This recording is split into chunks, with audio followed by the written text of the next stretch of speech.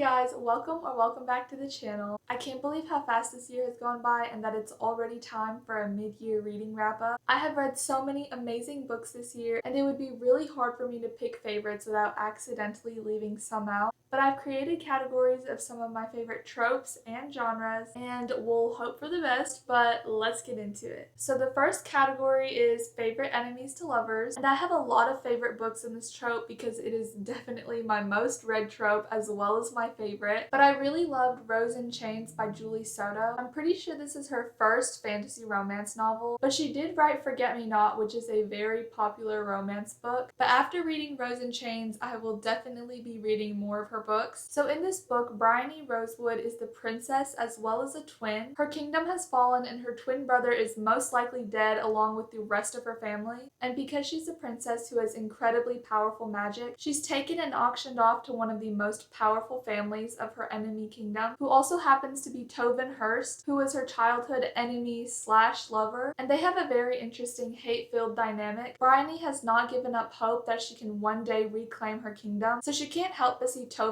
Hurst as the enemy, and in her defense, he's not doing much to change that. But what she realizes throughout the book is that he has secret motives, and she has to decide if she can trust him, which is hard because they do have a history together before his kingdom invaded hers. And what I really loved about this book was how much banter it had. I love romance books and fantasy books, especially when they have a really good plot, and this book had equal parts romance that was a true enemies to lovers as well as a really good plot. The next category is favorite fantasy book, and for this I'd have to say The Poppy War by R.F. Kuang was by far the best fantasy book that I've read all year, if not ever. And I wouldn't usually read a book that was pure fantasy, but this book was absolutely amazing. Rin is this orphan peasant whose adopted parents want to sell her for marriage, to which she is very much against, and Rin studies extremely hard to qualify for the War Academy, but once she makes it into the War Academy, her challenges have just begun. Everyone at this academy, including the students and the teachers, want to see her fail and actively try to get her to fail, but the dynamics between Rin and the other students is just the first part of the book because there is a war, and soon enough all of these little conflicts with the other students become very unimportant, and Rin also needs to learn how to control her own powers so that she can protect herself and those that she cares about. Even though this book cannot be classified as a romance book in any way, there is a little romance. I love this book so much, but you do need to be prepared for all of the emotional damage that you will be going through. The next category is favorite romance book, and I have so many favorite romance books, but for this I will have to say Releasing 10 by Chloe Walsh. It is the 6th book in her Boys of Tommen series, and it follows Lizzie Young and Hugh Biggs, and this book takes place before all of the other books, and Lizzie has gone through so much trauma in her young lifetime, and Lizzie wants her family and friends to actually understand her and want her for who she is, but she carries a lot of burden that her family and friends just can't understand. So when she meets Hugh Biggs, who is a boy at her school, they instantly have a deeper connection than anyone else, and their chemistry is off the charts in this book. And what I love about Chloe Walsh's writing is that you can really feel what these characters are feeling in the moment. I cried really hard while reading this book because Lizzie really has gone through so much. Fair warning, this book does end unfinished, and you will develop emotional attachment to everyone in this book. Next up is favorite sports romance, and I actually have a lot of favorites, so I'm just going to say anything by Elle Kennedy is a 5-star read. She writes mainly hockey romance, and each book is a standalone with hilarious banter. My favorite 3 books by her are The Deal, The Risk, and The Graham Effect. They really are so funny, and if you're looking for a sports romance, look no further. Next, my favorite rom-com book would definitely be Till Summer Do Us Part by Megan Quinn. This is one of those laugh out loud books. It is an enemies to lovers summer rom-com, and it follows Scotty Price, who has just started a new job, and she is very surprised that everyone at her new workplace is happily married and happily in love, not to mention that they are all guys, and in an effort to impress her boss, Scotty makes up her fake marriage, and now she has to come up with a fake husband to fake divorce her. But fortunately, her best friend sets Scotty up with his brother, who is a hilarious improv-obsessed millionaire, and I just loved seeing Scotty and Wilder, who is the male main character, get into these fake fights while competing in a married people's summer camp. Throughout the summer, they basically develop real feelings and learn a lot about each other that skims way deeper than the surface. And besides this book being so entertaining, it was also really touching. Next is A Book That Made Me Cry, which is The Things We Leave Unfinished by Rebecca Yarros. This is a romance book that follows 28-year-old Georgia Stanton, who has just lost everything in a brutal divorce, and her great-grandmother has died and left Georgia with an unfinished copy of her novel. Georgia, who is not a writer, is tasked with finding someone to finish the novel, which is where Noah Harrison comes in. He is the male main character and a very successful as well as arrogant author. Noah and Georgia immediately get started on the wrong foot after Georgia tells him his books are boring unknowingly to his face. But what they don't know about this book that they're tasked to finish is that this book is actually Scarlett's own story, and it is based on her real-life romance with a pilot named Jameson during World War II, and their love story is not a happy one. But throughout the novel, Noah and Georgia's chemistry is undeniable, and Georgia has to decide whether or not to give love another chance or to learn from her grandmother's mistakes and potentially destroy Noah's career. The ending of this book was kind of nostalgic and bittersweet, but I think it had the perfect ending even if it did make me cry, and I highly recommend this book. The next category is my favorite romance book that I've read recently. That book would be The 7-Year Slip by Ashley Poston. Clementine West, who is the female main character, has just had the worst day of her life, but when she moves into her aunt's apartment, she finds a guy standing there, and this guy is described to be the ideal man that she would have fallen for if she wasn't heartbroken, but she is very surprised to discover that he actually lived 7 years in her past. This book was super hopeful, and I just remember feeling